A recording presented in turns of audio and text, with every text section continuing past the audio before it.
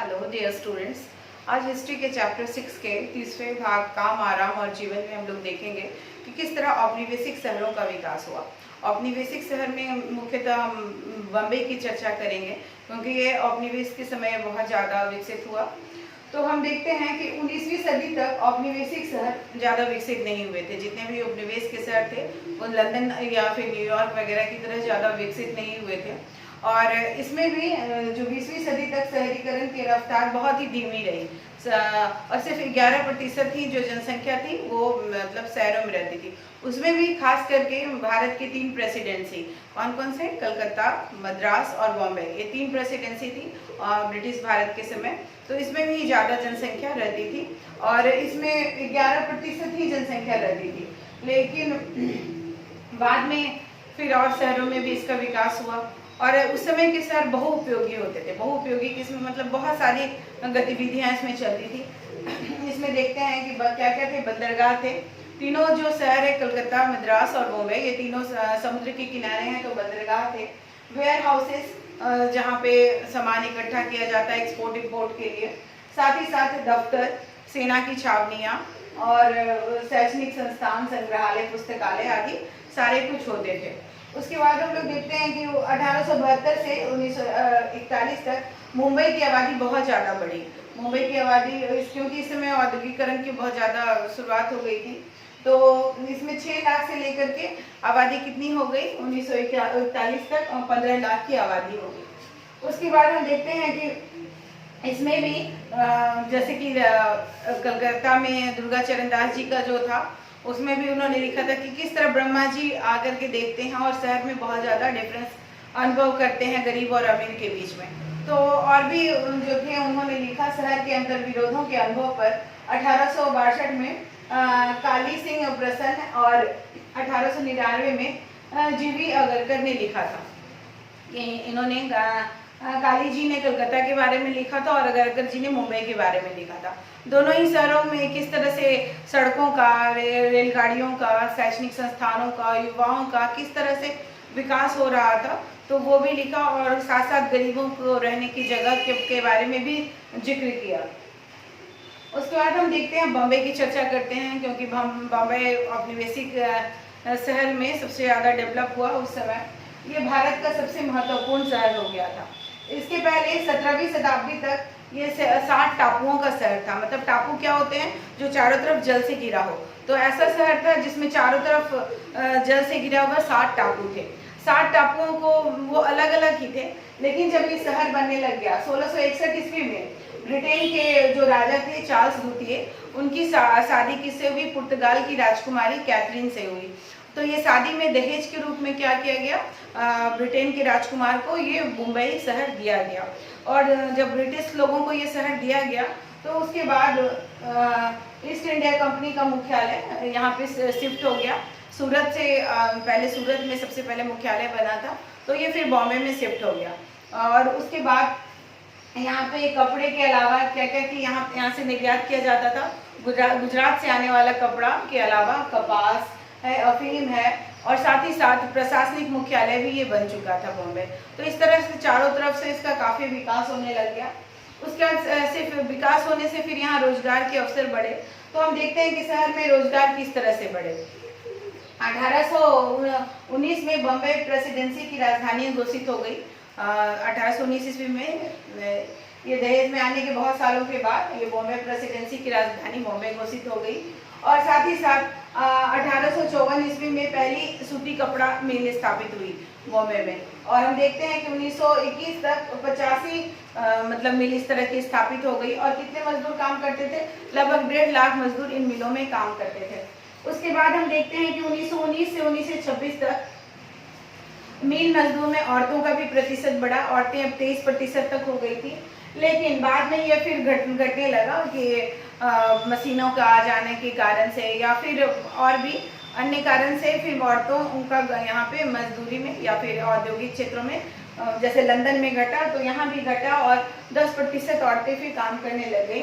उसके साथ साथ 1888-89 में कच्छ के अकाल से भी, कच्छ में जब गुजरात में है कच्छ, तो वहाँ पे अकाल जब पड़ा तो उसके बाद भी मतलब यहाँ पे असंख्य लोग मुंबई में आए और जब 1898 ईस्वी में प्लेग फैला, उसके बाद भी लोगों का आना जारी रहा, लेकिन वहाँ के जो मुंबई के प्रशासन थे वहाँ पे लोगों को भेजना शुरू कर दिया और 1921 ईस्वी तक लगभग 30,000 लोगों को वापस अपने जगह पे भेज दिया गया था, क्योंकि मुंबई में औद्योगिक के कारण, प्रशासनिक गतिविधियों के कारण, शैक्षणिक गतिविधियों के कारण बहुत ज़्यादा भीड़ जमा हो रही थी, लोगों को संभालना मुश्किल हो रहा था। तो प्रशासन फिर से रेलगाड़ियों से उन्हें फिर वापस अपने गंतव्य स्थान तक भेजने लग गया। उसके बाद हम देखेंगे कि जैसे लंदन में भी आवास की भी समस्या हुई, उसी तरह यहाँ भी काफ़ी आवास की समस्या होने लगी, शहर बढ़ने लगे तो आवास की भी समस्या होने लगी। तो हम देखते हैं 1840 के दशक में जो था लंदन का क्षेत्रफल प्रति व्यक्ति कितना था, 155 वर्ग फुट गज, या फिर 155, जैसे अभी हम लोग स्क्वायर फुट में नापते हैं तो ये 155 वर्ग गज में एक व्यक्ति रहते थे। लेकिन मुंबई में कितना, ये 9.5 वर्ग गज में ही मतलब एक व्यक्ति रहते थे। सोच रहे हो कितना जगह की कमी थी, कहाँ 9.5 या 10 वर्ग गज और कहाँ 155 वर्ग गज, मतलब कितना भीड़ था यहाँ पे।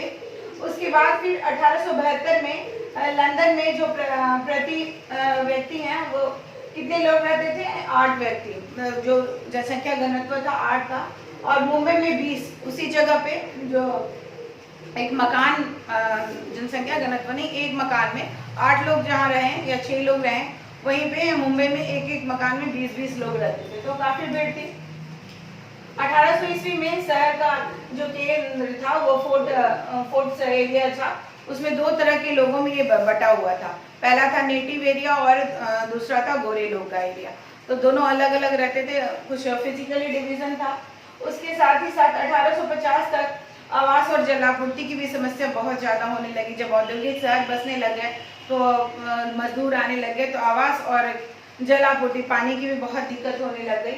और 70% जनसंख्या जो कहाँ रहती थी, वो चौल में रहती थी। चौल जैसे टेनमेंट्स होते थे मुंबई में, लंदन में, उसी तरह यहाँ चौल होते थे। चौल एक रूम का घर होता है जिसमें कॉमन टॉयलेट्स वगैरह होते हैं, और नहाने का, पीने का पानी एक जगह रहता है, सिर्फ रूम बना रहता है, और काफ़ी भीड़ रहती है यहाँ पे। और अभी भी चौल संस्कृति मुंबई में चलती है। तो 70% जनसंख्या चौल में रहती थी। 1901 ईस्वी में 80% लोग फिर क्या होने लगे, टेनमेंट्स, उसी तरह से जो भीड़ नुमा मकान होता है उसमें रह रहे थे। और इसमें भी बहुत पार्शियलिटी थी, जो ये बड़े उच्च वर्ग के लोग रहते थे, जिसमें गोरे के अलावा जो पारसी होते हैं, उसके अलावा जो रिच मुस्लिम्स होते थे, वे लोग हमें हवेली या फिर मरवाड़ी वगैरह, जो वो हवेली नुमा मकान में रहते थे। लेकिन जो दबे कुचले लोग हैं, मतलब नीचे तबके के लोग हैं, हरिजन लोग या फिर मुसलमानों को यहाँ पे घर नहीं दिया जाता था। वे लोग फिर या फिर तंबू बना के, टेंट बना करके फिर वो फटे पुटे घर में रहते थे। उसके बाद 1898 ईस्वी में city of Mumbai improvement trust की स्थापना हुई, क्योंकि इतनी भीड़ बढ़ रही थी, तो city of movement improvement trust की स्थापना हुई। और 1918 में किराया कानून भी बना। इसमें भी बहुत सारी गरीबों की बस्तियां बीच से जो सेंटर में थी उसको उखाड़ दी गई, और लगभग 67-68 हज़ार के लोगों को हटाया गया, मकान उजड़े गए। लेकिन मकान फिर कितना दिया गया, 14-15 हज़ार ही मकान बनाए गए। इस तरह से यहाँ भी लंदन की तरह ही गरीबों का भी विस्थापन हुआ। उसके बाद फिर हम देखते हैं कि मुंबई टापुओं का शहर था, लेकिन इसके जो टापू को एक दूसरे से किस तरह से जोड़ा गया, और साथ ही साथ समुद्र की जो मतलब ज़मीन थी, वो उस एरिया को भी क्या किया गया, कैप्चर करके उसमें आवास बसाया गया, उसको भी भर करके वहाँ पे रहने लायक आवास बनाया गया। तो हम लोग देखते हैं 1784 में मुंबई में जो है 7 जो टापू थे उसको परस्पर जोड़ा गया, पुल से जोड़े गए। उसके बाद फिर जाकर के गवर्नर विलियम हाल्वी ने एक तटीय दीवार बनाई। जो मुंबई के गवर्नर थे उन्होंने समुद्र के किनारे क्या किया, तटीय दीवार बनाई कि निचले इलाके में के जो लोग हैं वो पानी से मतलब ज़्यादा प्रभावित नहीं हो, क्योंकि भीड़ बहुत ज़्यादा बढ़ रही थी, तो लोग समुद्र के किनारे बसने लगे। तो उन्होंने दीवार का निर्माण किया समुद्र के चारों, कि लोग निचले तबके के लोगों के घरों में पानी न घुसे।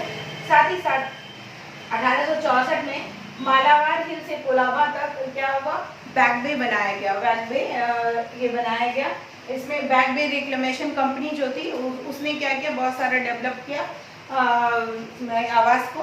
और 1914 से लेकर 18 तक सूखी गोदी से जो मिट्टी निकाली गई, पोर्ट बनाने के लिए जो मिट्टी निकाली गई, उसको एक जगह भर करके उसको बलाड स्टेट, अभी भी मुंबई में है बलाड स्टेट, वो जगह बसाया गया।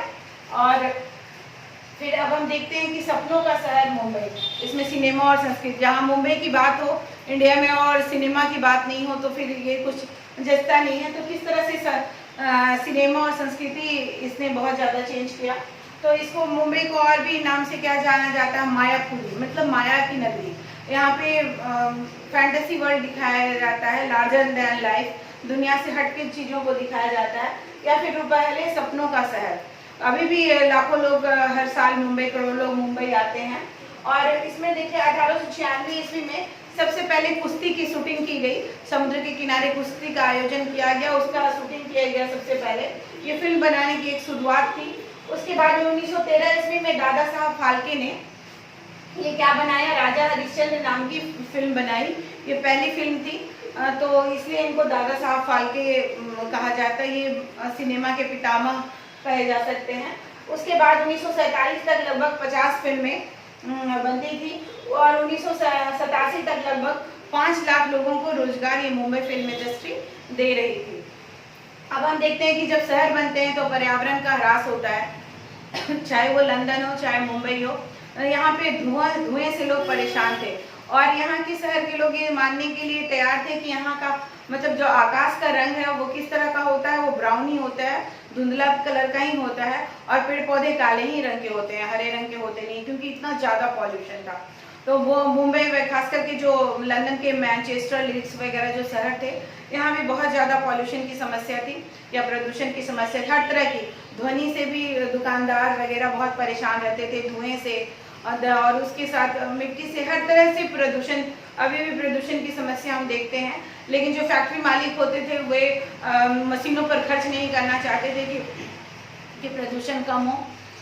इसके साथ ही साथ कलकत्ता वगैरह जो शहर है वहाँ तो और भी बुरी स्थिति थी, क्योंकि कलकत्ता दलदली भूमि पर बसा हुआ था और साथ ही साथ उद्योगों का जो धुआं निकलता था, उद्योगों के धुआं के बाद वो जो दलदली जमीन से जो वेपराइज होता था तो कोहरा बहुत ज़्यादा बनता था। तो कलकत्ता में बहुत ज़्यादा परेशानी थी।